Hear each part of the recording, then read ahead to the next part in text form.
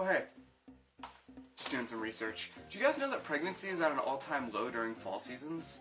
Wonder why that is. That probably has something to do with it. Call of Duty, one of the most famous series in the history of gaming, while being the most infamous as well. It's amazing how quickly Activision squirts one of these out every year. While two development companies, Treyarch and Infinity Ward, share the duty of developing Duty, it was originally started as a simple World War II shooter published mainly on the PC, with a heavy focus on campaign. That tradition seems to be lost nowadays though. Black Ops 3 didn't have a campaign mode on the 360 and PS3, and Black Ops 4 doesn't have a campaign mode at all. This was done to make room for the new Battle Royale mode called Blackout, or as I like to call it, I can't give the Black Ops series too much crap though. Black Ops 1 is my favorite first-person shooter of all time. But how did I experience this game back when it was new? I didn't have a PS3 or an Xbox 360 at the time, and my PC only had an integrated graphics card. Well, Nintendo had my back. Yes, this exists. Unlike the main console versions, the Wii version of Call of Duty Black Ops has 3 different controller options. You can use the classic controller or the GameCube controller if you're sensible, or you can use the Wii Remote and Nunchuck combo. Just as God intended. Stepping into the game gets us to the main menu, which looks pretty familiar if you know about the PlayStation 3 and Xbox versions. And hey, since the focus of those versions were online multiplayer, let's jump straight into that. Oh, I was kind of assuming this would happen. Dude, are you seriously telling me nobody's playing Black Ops on Wii right now? All jokes aside, although the Activision servers were not touched by Nintendo's Wi-Fi shutdown, it almost looks as though they were. It's almost impossible to get into a match, even on a busy Friday night like when this was recorded. So I'm gonna have to switch to some archived 480p gameplay. I apologize for the sudden jump in video quality and the lagging audio. Well, here it is, Black Ops on the Wii. And yes, this is what I played every single day of summer 2011.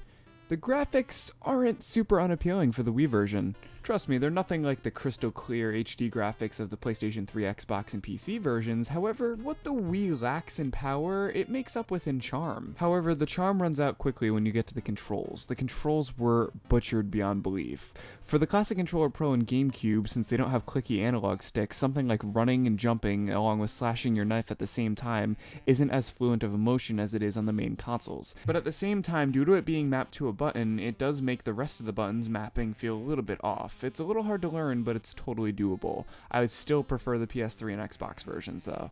Online gameplay was really nothing special on the Wii version. It was pretty much just a watered down port of the HD consoles. The level design and terrain was all there, along with pretty much all of the effects that you would expect from the HD versions, just watered down to fit on a 480p Wii disc. Of course, voice chatting was nothing like it was on the other consoles. You couldn't just plug in a microphone and join a random party. You had to actually have a Wii Speak or a compatible microphone in order to join into the matches in this game, and man, it just took away some of the fun. Now, don't get me wrong, not hearing blatant racism in your left ear while trying to play Call of Duty is a good thing. However, at the same time, it sort of negates the purpose of voice chat at all if you have to be friends with the person and you have to have a specific microphone.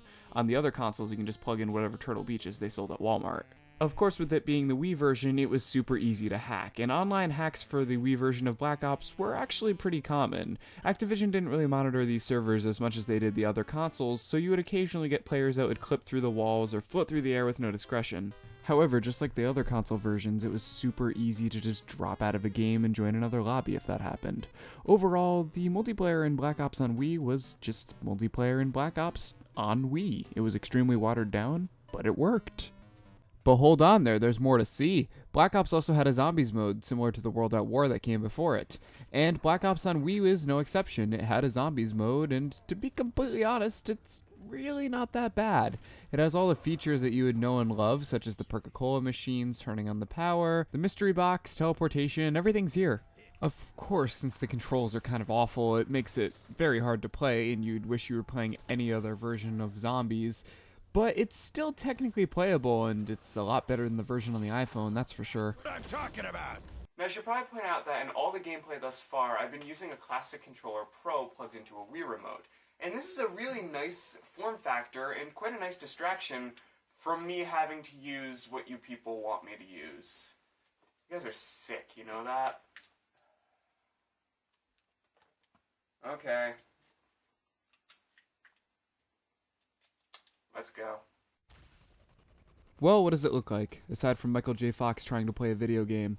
This is basically what Call of Duty with motion controls looks like, and it's absolutely atrocious.